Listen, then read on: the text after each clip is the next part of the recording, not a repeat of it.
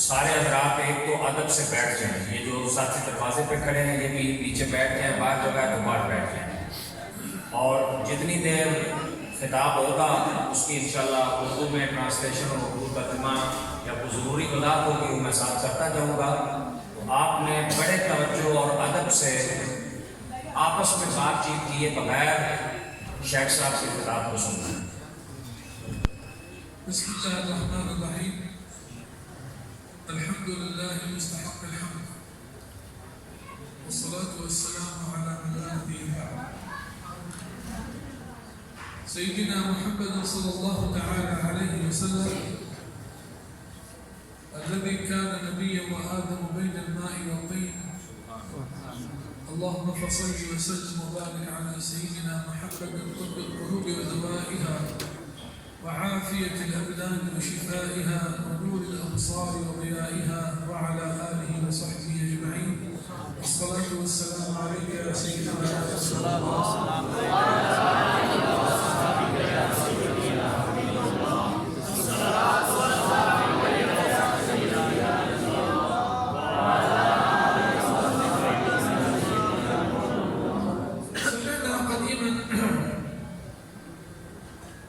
كما قال العارفون بالله بذكر الصالحين تنزل الرحمة. بذكر الصالحين تنزل الرحمة.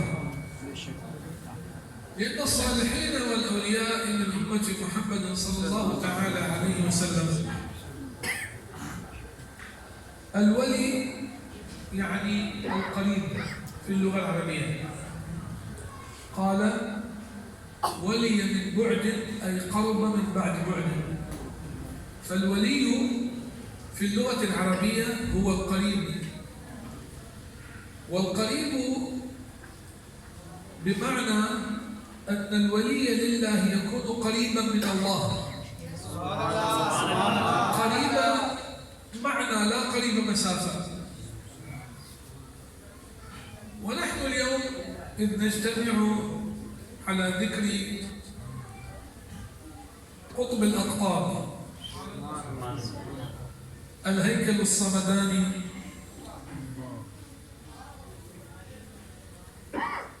باز الله الأشهر قطب بغداد وشيخ الأولياء في كل مكان سيدنا الشيخ عبد القادر الجيلاني نور الله مرقده الشريف وأفاض علينا من بركاته وعليكم وعلى جميع المسلمين آمين. شیخ فرما رہے ہیں خطبہ اللہ تعالیٰ کی تعریف اور نبی کریم صلی اللہ علیہ وسلم کی خدمت میں عطیہ درود و سلام پیش کرنے کے بعد کہ ہم نے پہلے سے اپنے بزرگوں سے اور اسلاف سے یہ سن رکھا ہے کہ جہاں اللہ کے پیاروں کا, اللہ کے محبوبوں اور اللہ کے دوستوں کا ذکر کیا جاتا ہے وہاں اللہ کی رحمت نازل ہوتی ہے. آج ہم سب یہاں جس شخصیت کا ذکر مبارک سننے کے لیے, جن کی شان فضائل و مناقب سننے کے لیے جمع ہیں, وہ محبوب سبحانی ہیں, شہباز لامکانی ہیں, قطب بغداد ہیں, سارے اولیاء کے سرتاج ہیں. حضرت شیخ عبد القادر جیلانی رحمہ اللہ تعالیٰ کا ہم ذکر سننے کے لیے جمع ہوئے ہیں. اور یہ جو اللہ کے دوست ہیں انہیں عام طور پر اولیاء اللہ کہا جاتا ہے, اور اولیاء یہ جمع کا صیغہ ہے, اس کا مفرد ولی ہے, اور عربی لغت میں ولی اس کو کہتے ہیں جو کسی کے قریب ہو. اور یہ جو اللہ تعالیٰ کے ساتھ اللہ کے دوستوں کا اور اللہ کے محبوبوں کا قرب ہے, یہ قرب وہ نہیں ہے کہ جو مسافت کا قرب ہو. جیسے ہم آپس میں ایک دوسرے کے قریب ہیں تو یہ بھائی صاحب میرے کو 1.5 فٹ قریب ہیں, شیخ اور میرے درمیان 1 فٹ کا فاصلہ ہے, تو یہ 1 فٹ میرے دور ہیں اور میں ان سے 1 فٹ دور ہوں. تو یہ جو قرب ہے یہ مسافت کا نہیں ہے, بلکہ یہ قرب جو ہے آگے شیخ اس کی وضاحت کریں گے کہ یہ اللہ تعالیٰ کی توجہ کا ہے, اللہ کی رحمت کا ہے, اللہ تعالیٰ کی عنایات کا ہے.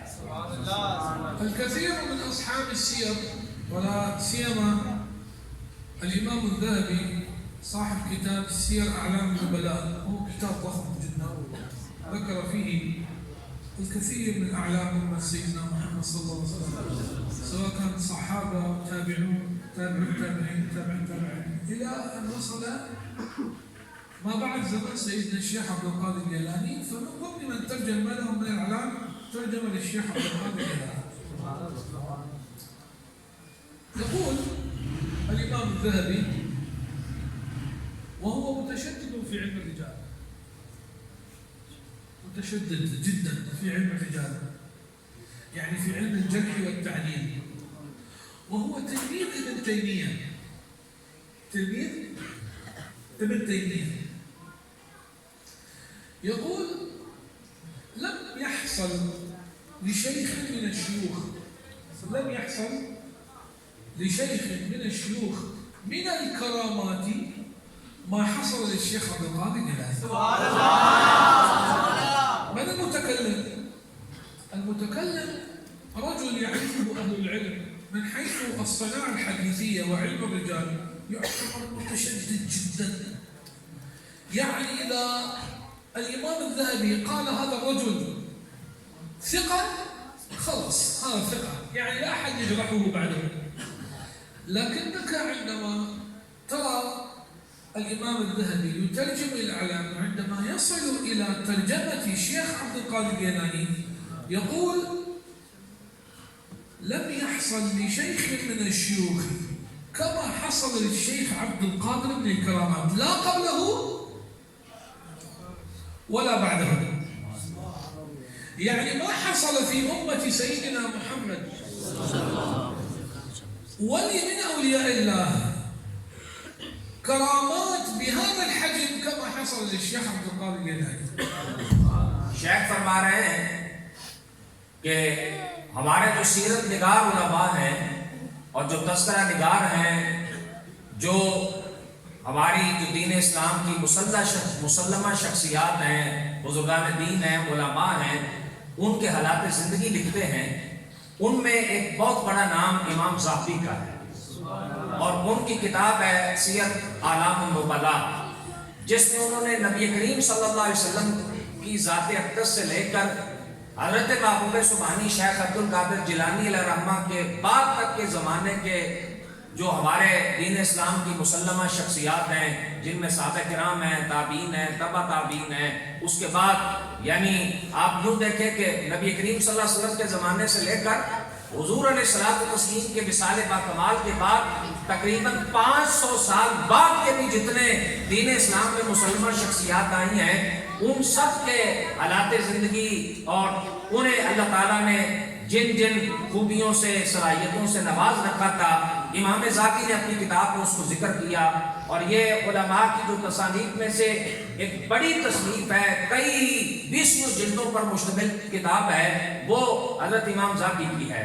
اور امام ذہبی جب کسی کے بارے میں کوئی بات کرتے تھے تو ان کے مزاج میں شدت پائی جاتی تھی، یعنی یوں عام کسی کی تعریف نہیں کرتے تھے، اور جب کسی پہ وہ کوئی بات کرتے یعنی کو اس کی ذات میں کوئی کمی پائی جاتی، کوئی ایسی چیز پائی جاتی کہ جس کو وہ بیان کرتے، خاص طور پہ رسول اللہ صلی اللہ علیہ وسلم کی حدیث کی حفاظت کے لیے اسماء الرجال کے طور پر، تو پھر وہ کسی کو معاف نہیں کرتے تھے. اب حضرت شیخ نے فرمایا کہ امام ذہبی نے جب اپنی کتاب میں حضرت غوث اعظم رضی اللہ تعالیٰ عنہ محبوب سبحانی کے حالات زندگی لکھے، تو امام ذہبی یہ جو ہے وہ لکھتے ہیں کہ حضرت غوث اعظم سے پہلے بھی اور غوث اعظم کے بعد بھی اولیاء میں سے کوئی بھی اللہ کا ولی اتنا بڑا صاحب کرامت نہیں دیکھا جتنا بڑا صاحب کرامت حضرت غوث اعظم تھے. یعنی جتنی کرامات کا ظہور حضرت محبوب سبحانی سے ہوا ہے، اتنی کرامات کا ظہور جو ہے وہ کسی اور سے نہیں ہوا. اور میں شیخ کی بات کا اضافہ کرتے ہوئے کہتا ہوں، یہ صرف امام ذہبی نہیں لکھا، یہ شارح بخاری علامہ ابن حجر عسقلانی نے بھی یہ لکھا ہے، حضرت ملا علی قاری نے بھی یہی لکھا ہے، اور شیخ عبدالحق محدث دہلوی نے بھی یہی لکھا ہے کہ کوئی بھی بزرگ اتنا صاحب کرامت اور صاحب تصرف نہیں پایا جتنا حضرت محبوب سبحانی غوث اعظم کو پایا.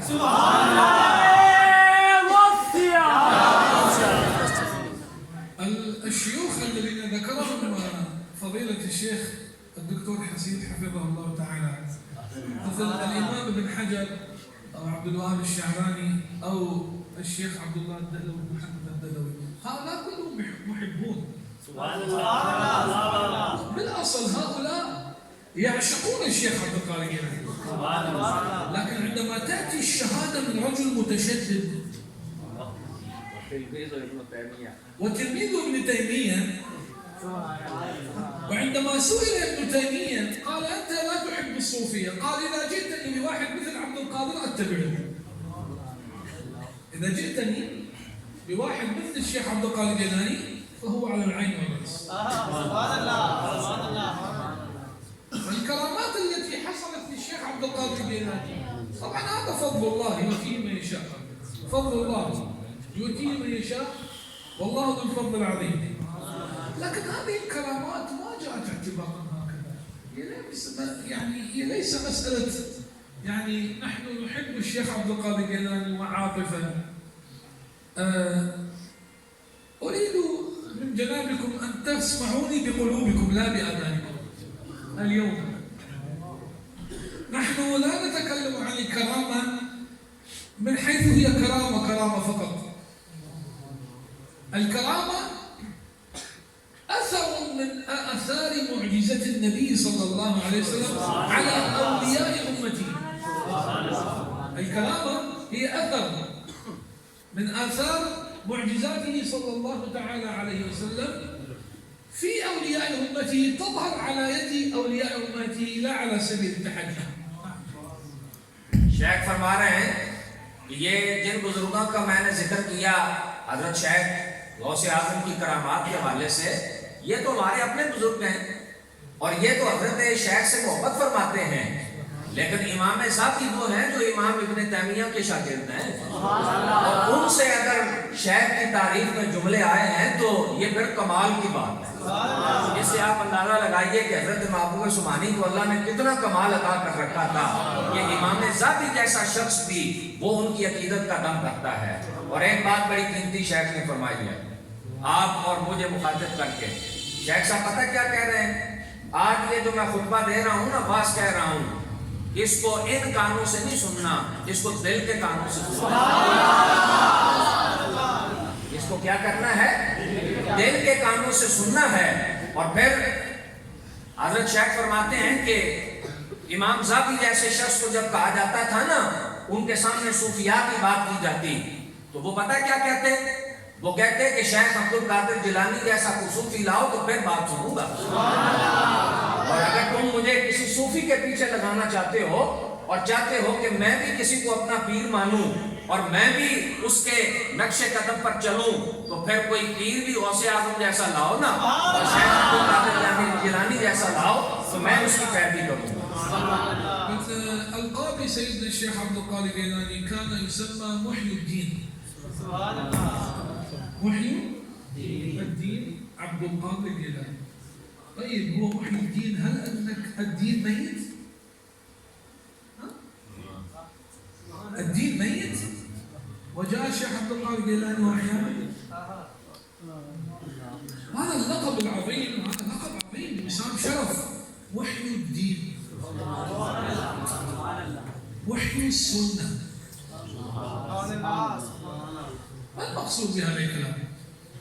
بغداد في القرن السادس الهجري، القرن السادس الهجري كما تعرفون تعرضت إلى فتن كثيرة، وهذه يعني العراق أرض الفتن والبلاء منذ أن خلقه الله إلى الآن. فالمذهب الحنبلي، مذهب الإمام أحمد بن حنبل مات، لا يوجد عالم يدرس أبدا. وسيدنا الشيخ عبد القادر الجيلاني بالأصل هو مذهبه الشافعي، يعني بالأصل كان مذهبه مذهب الإمام الشافعي، على مذهب الإمام الشافعي، لكن هو رأى في الرؤيا الإمام أحمد بن حنبل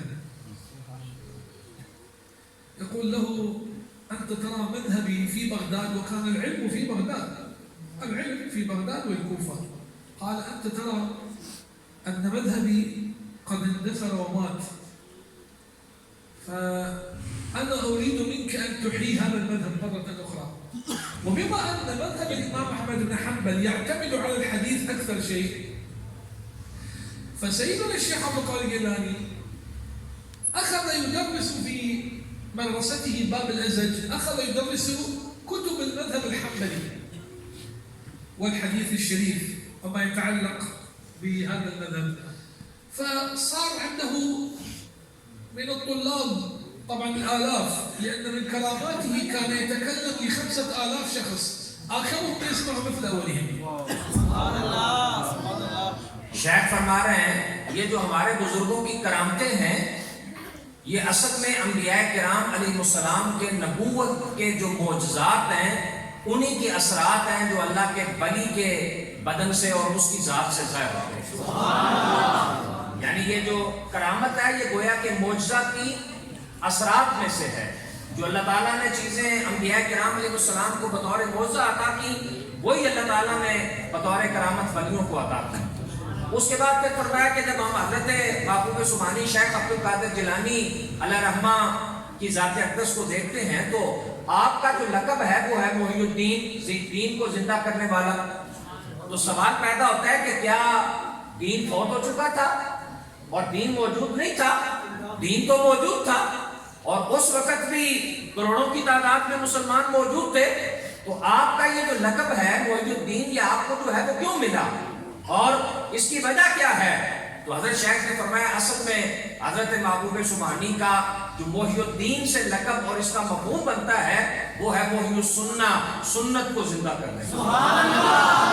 اور بغداد کی جو سرزمین ہے اور عراق کی سرزمین یہ شروع سے ہی فتنوں کا مرکز ہے اور یہاں آپ کو پتا ہے بڑے بڑے فتنے جو ہے وہ ہوئے ہیں. اور سیدنا علی المرتضیٰ رضی اللہ تعالیٰ عنہ کی شہادت اور قتل کا فتنہ اور اس کے بعد حضرت سیدنا امام حسین رضی اللہ تعالیٰ عنہ کی شہادت اور ان کے قتل کا، ان کے رفقا کے قتل کا فتنہ، حضرت غوث اعظم کے زمانے میں بھی فتنے تھے. اب فرماتے ہیں کہ حضرت غوث اعظم کے خواب میں سیدنا امام احمد بن حنبل جو فقہ حنبلی کے بانی ہیں، بہت بڑے مجتہد اور اہل سنت کے فقہی مسالک میں سے چوتھے مسلک کے امام ہیں اور جلیل القدر امام ہیں، بڑے بڑے اساتذہ سے پڑھا اور آگے بڑے بڑے ان کے تلامذہ ہیں. بغداد میں لوگ مسلک حنبلی کو چھوڑ چکے تھے. ہم جو اہل سنت ہیں نا، یہ شیخ نے نہیں بات کی، میں بغداد کے لیے آپ کو سمجھانا چاہتا ہوں. پوری دنیا میں جو اہل سنت ہیں وہ 4 فقہی مسالک میں وہ تقسیم ہیں. یعنی وہ 4 ائمہ کی اپنے دین کی جو عملی تعبیر ہے ان ائمہ سے لے کر اس کے مطابق زندگی گزارتے ہیں. پوری دنیا میں سب سے زیادہ جس امام کے پیروکاروں کی تعداد ہے وہ امام الائمہ کاشف الغمہ امام اعظم حضرت سیدنا نعمان بن ثابت ابو حنیفہ رضی اللہ عنہ کی ذات مبارک. یہ دنیا کی 2/3 اکثریت ان کو فالو کرتی ہے. پھر حضرت سیدنا امام مالک جن کو امام دار الہجرہ کہا جاتا ہے وہ فقہ مالکی کے بانی ہیں، مالکی لوگ ان کے پیروکار ہیں. پھر حضرت سیدنا امام محمد بن ادریس شافعی فقہ شافعی کے بانی ہیں اور کچھ ان کو فالو کرتے ہیں، خاص طور پہ انڈونیشیا میں، ملیشیا میں، مصر میں اور بہت سارے ایریا میں ان کو فالو کیا جاتا ہے. اور اسی طریقے سے حضرت امام احمد بن حنبل کا جو فقہ حنبلی کا مسلک ہے اس کو بھی فالو کیا جاتا تھا جو حضرت غوث کے زمانے میں متروک ہو چکا تھا کہ اب لوگ بغداد میں اور آس پاس فقہ حنبلی پہ عمل نہیں کرتے تھے. اور ابتدائی زندگی میں حضرت شیخ عبد القادر جیلانی بھی شافعی مسلک کے مطابق جو ہے وہ اپنی زندگی گزار رہے تھے اور امام شافعی کے جو اجتہادات ہیں ان پہ عمل کرتے تھے. تو حضرت امام احمد بن حنبل تشریف لائے اور خواب میں تو حضرت غوث اعظم شیخ عبد القادر جیلانی کو فرمایا کہ آپ بغداد میں اور آس پاس میں میرے مسلک کو اور میرے فقہی مذہب کو دوبارہ زندہ کیجیے. چنانچہ پھر اس کے بعد آپ نے اپنے مدرسہ میں حضرت غوث اعظم محبوب سبحانی شیخ عبد القادر جیلانی رحمہ اللہ تعالیٰ نے فقہ حنبلی کو پڑھانا شروع کیا. فقہ حنبلی کے جو اجتہادات تھے، مسائل امام احمد بن حنبل نے اخذ کیے ان کو جو ہے وہ پڑھانا شروع کیا اور اس کی کتابوں کی تدریس جو ہے وہ شروع کی. اور پھر حضرت غوث اعظم کے مدرسہ میں ایک وقت میں کئی ہزار علماء اور طلباء دین پڑھنے کے لیے آتے تھے. اور دین سیکھنے کے لیے آتے تھے، اور پھر جب آپ باز کے لیے بیٹھتے تھے تو حضرت محبوب سبحانی کے باز کی مجلس میں ایک ایک وقت میں کئی ہزار، اور بعض تذکرہ نگاروں نے لکھا ہے کہ 50 ہزار کا مجمع باز سننے کے لیے جو ہے وہ بیٹھا ہوتا تھا۔ اور پھر کمال یہ تھا کہ 50 ہزار کے مجمع میں جو پہلی صف میں بیٹھ کر حضرت محبوب سبحانی غوث اعظم کی آواز کو جس طرح سن رہا ہے، 50 ہزار کے مجمع میں جو سب سے آخر میں بیٹھتا تھا، حضرت محبوب سبحانی کی آواز اسے بھی اسی طریقے سے بغیر کسی لاؤڈ سپیکر کے اور بغیر کسی اس برقی جو ہے وہ آلے کے۔ اب شیخ کو دوبارہ شیخ کی طرف جانے سے پہلے ایک بات ضرور ذہن میں رکھیے گا، حضرت غوث اعظم کی جو سنتوں میں سے اور آپ کے طریقوں میں سے سب سے محبوب ترین طریقہ ہے نا، جس پہ ساری زندگی غوث اعظم نے عمل کیا ہے اور پیرا دیا ہے، وہ ہے حضور کے دین کو پڑھنا پڑھنا، علم حاصل کرنا اور علم بانٹنا۔ النبي صلى الله عليه وسلم يقول طوبى لمن أحيا سنتي بعد فساد أمتي. طوبى هذه منزلة في الجنة. طوبى لمن أحيا سنتي بعد فساد أمتي. السنة بالحقيقة لا تموت، لكن الناس تموت في الناس، تموت عند الناس. يعني واحد ليس عنده داري، هذا السنة ميتة، ما عنده عمامة، ما عنده حضور للمسجد، صلاة الفجر نايم، ما يقول لبيك يا رسول الله سرني أنا، لكنه في صلاة الفجر أنت شيخ عبد القادر الجيلاني إذا كنت تحبه عليك بالتهجد، عليك بقيام الليل، لا تنم إلا وتصلي ما شاء الله، حتى لو ركعتين فيها 100 آية، غير حافظ بس فاتحة وقل هو الله أحد، تكرار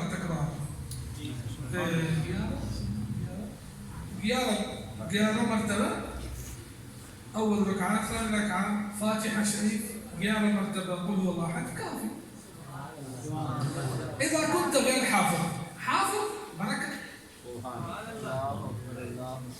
ما معنى طوبى لمن أحيا سنة؟ هاي سنة النبي، هذه سنة النبي.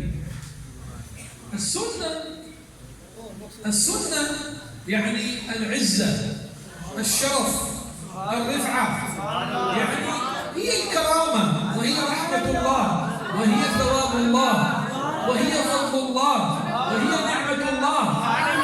سنة النبي صلى الله عليه وسلم. شیخ فرما رہے ہیں کہ نبی کریم علیہ الصلوۃ والتسلیم نے یہ ارشاد فرمایا، اس شخص کے لیے خوشخبری ہے یا اس کے لیے جنت کا مقام جس کو طوبہ کہا جاتا ہے، جو میری امت میں فساد برپا ہو جانے کے بعد جب سنت پہ عمل ترک ہو جائے تو عمل کر کے اس کو زندہ کرے۔ اب سنت مٹتی نہیں، سنت فوت نہیں ہوتی، سنت باقی رہتی ہے، لوگ عمل کرنا چھوڑ دیتے ہیں۔ اب جب ہم یہ داڑھی رکھنا نبی کریم علیہ السلام کی سنت ہے، صرف رسول اللہ کی سنت نہیں، 1,24,000 انبیاء کی سنت ہے۔ جب ہم داڑھی کٹواتے ہیں تو ہم گویا کہ سنت کو مار رہے ہوتے ہیں اور ہم سنت کو مٹا رہے ہوتے ہیں۔ استغفر اللہ، ہم جب عمامہ نہیں پہنتے، سر پہ ٹوپی نہیں پہنتے، انگریزوں کی طرح مختلف قسم کے کٹ ہمارے نوجوان 200 400 500 روپیہ بھی دے کر اور ہیئر کٹنگ کی دکانوں پہ گھنٹہ ویٹ بھی کر کے کرتے ہیں، تو کیا کرتے ہیں؟ سنت کو مٹا رہے ہوتے ہیں۔ تو سنت کو زندہ کرنا کیا ہے؟ سنت پہ عمل کرنا ہے۔ جب آپ داڑھی رکھیں گے تو آپ نے داڑھی کی سنت کو زندہ کیا، آپ امامہ پہنیں گے تو آپ نے امامے کی سنت کو زندہ کیا، آپ مسواک کریں گے وضو سے پہلے تو آپ نے مسواک کی سنت کو زندہ کیا، آپ بیٹھ کے دائیں ہاتھ سے کھائیں گے تو آپ نے اس سنت کو زندہ کیا۔ اور دوسری حدیث میں نبی کریم صلی اللہ علیہ وآلہ وسلم نے بہت بڑا اجر سنت کے زندہ کرنے پر اور بھی جو ہے وہ اپنی احادیث میں بیان فرمایا ہے۔ اب حضرت غوث اعظم رضی اللہ تعالیٰ عنہ سے ہم دعویٰ تو کرتے ہیں محبت کا، ہم نبی کریم علیہ السلام سے بھی محبت کا دعویٰ کرتے ہیں، لیکن کیا کرتے ہیں، ہمارا عمل ہمارے دعوے کے مطابق نہیں۔ اب شیخ نے کہا کہ آپ سارے زور زور سے نعرہ لگا رہے تھے لبیک لبیک یا رسول اللہ، کبھی سمجھا کہ اس کا معنی کیا ہے؟ لبیک کا یا رسول اللہ کا معنی ہے یا رسول اللہ میں حاضر ہوں۔ لازم لبيك بالصدق ليس بالكذب، باللسان فقط زبان لا فائدة. لبيك لبيك بعدين. اب لبیک کا معنی کیا ہے؟ میں حاضر ہوں کس کے لیے؟ نہیں بتائیے نا کس کے لیے؟ ہم رسول اللہ کی بارگاہ میں حاضر ہیں کس کے لیے؟ حضور کے دین پہ حملہ ہو ہم کچھ نہ کریں، ہمارے گھر میں دین کوئی نہیں، ہم بے نمازی ہیں، ہماری بیوی بے نمازی ہے، ہمارے بچے خدا نخواستہ بے نمازی ہیں، ہم سچ نہیں بولتے، پورا تولتے نہیں ہیں، حلال کھاتے نہیں ہیں، اور ہمارے گھر میں رشوت بھی چل رہی ہے، سود بھی چل رہا ہے، دن رات انڈیا کے ڈرامے بھی چل رہے ہیں، اور نعرہ لگا رہے ہیں لبیک یا رسول اللہ۔ مسجد میں 2 گھنٹے بیٹھ کے نعرے تو لگائے، فجر کی نماز نہیں پڑھی، عشاء کی نماز بھی نہیں پڑھی، تو یہ کیا ہے؟ یہ فقط زبان سے نعرہ ہے، ہمارا عمل اس کی تصدیق نہیں کرتا۔ اگر ہم سچے ہی حضرت غوث اعظم سے محبت کرتے ہیں اور پیار کرتے ہیں تو پھر ان کی طرح مصطفیٰ کریم علیہ السلام کی سنتوں کو زندہ کرنا ہے۔ فرائض تو چھوڑے ہی نہیں نہ جا سکتے۔ اب میں آپ کی خدمت میں عرض کرتا ہوں، حضرت غوث اعظم نے پتہ کیا فرمایا اپنی تعلیمات میں؟ حضرت غوث اعظم فرماتے ہیں، کیا آپ فرماتے ہیں کہ ایک مومن پہ واجب ہے ان یشتغل اولا بالفرائض، سب سے پہلے وہ فرائض کو ادا کرے، اس کے بعد پھر واجبات کو ادا کرے، پھر وہ سنت کو ادا کرے، اور پھر مستحبات کو ادا کرے۔ ہم مستحبات کے لیے گھنٹوں ٹائم دیتے ہیں اور فرض نماز کی 4 رکعتوں کے لیے 10 منٹ ٹائم نہیں دیتے۔ اور یہ نبی کریم علیہ السلام کی سنت کیا ہے؟ بڑے قیمتی جملے حضرت شیخ نے فرمایا جس کو سن کے آپ سبحان اللہ کہہ رہے تھے۔ حضور کی سنت رحمت ہے، برکت ہے، رسول اللہ کی سنت انعام ہے، مصطفیٰ کی سنت عزت ہے، رسول اللہ کی سنت شرف ہے، حضور کی سنت کمال ہے، حضور کی سنت اللہ کے قرب کے حصول کا ذریعہ ہے۔ اس لیے اگر ہم چاہتے ہیں کہ واقعی نبی کریم کے بھی سچے عاشق بنے اور غوث اعظم کے بھی سچے عاشق بنے تو پھر صرف ہمیں فرض نمازیں نہیں پڑھنی، شیخ فرما رہے ہیں ہمیں لازم ہے ہم پر کہ ہم تہجد پڑھا کریں۔ جو قرآن کا حافظ ہے وہ کم از کم قرآن پاک کی کوئی 200 آیتیں پڑھے رات تہجد کے نفلوں میں، شب بیداری کے نفلوں میں، اور جو حافظ نہیں ہے، ناظرہ پڑھنے والا ہے جس کو زیادہ قرآن پاک یاد نہیں، تو وہ کم از کم 2 رکعتیں تو لازمی پڑھے نا، جس میں 1 دفعہ الحمد شریف پڑھ کے 11 دفعہ سورہ فاتحہ پڑھ لیے، سورہ اخلاص پڑھ لیا کرے۔ تو یہ ہے غوث اعظم سے پیار، یہ ہے حضرت غوث اعظم سے اصل محبت۔ لذلك يقال كنت أريد أن أتطرق إلى هذا الكلام، وأن طريق الولاية يعني الولاية راستا يبدأ من الفرائض، لكن السنة النبوية هي مثل بيت له سور. هل يوجد بيت بدون سور؟ يعني لو واحد بنى غرف ولم يضع لهذا البيت لا سور ولا باب، أقول عنه هذا مجنون. لماذا؟ لأن بيته سيضيع وممكن اللصوص يدخلون ويأخذونه أو يعتدون على أولاده أو عرضه وهكذا. لذلك هم العلماء شبهوا السنة مثل كفر وحافظ للفرض، فإذا أنت تمسكت بالسنة فمن باب أولى أنك لا تضيع الفرض. كالذي يبني، أنت ترى من يعني البيوت جدار بيت ما شاء الله جميل جدا، فلا شك أن الذي تحت البيت هو أجمل، لأن هذا فقط الكفر، هو اعتنى به هكذا وأنفق عليه، فكيف بالداخل؟ فهكذا نحن إذا تمسكنا بالسنة الفرض لا يضيع. الفرض لا يضيع. إذا أنا أصلي الضحى، أصلي أوابين، أصلي بين المغرب والعشاء، أصلي بعد العشاء، أصلي قبل أن أنام، قبل النوم، هذه ركعات الأحباب. قال سيدنا الشيخ الجنيد البغدادي قدس سره عندما رؤي في المنام بعد موته قيل له: ما صنع الله بك يا جنيد؟ قال: جعلني في أعلى علية. فقيل له: بمن نلت هذه المنزلة؟ يعني بكراماتك ولايتك؟ قال: لا. قال: ذهبت العبارات وراحت الإشارات ولم تبق لنا إلا ركيعات ركعناها في جوف الليل. فسر الحب بينك وبين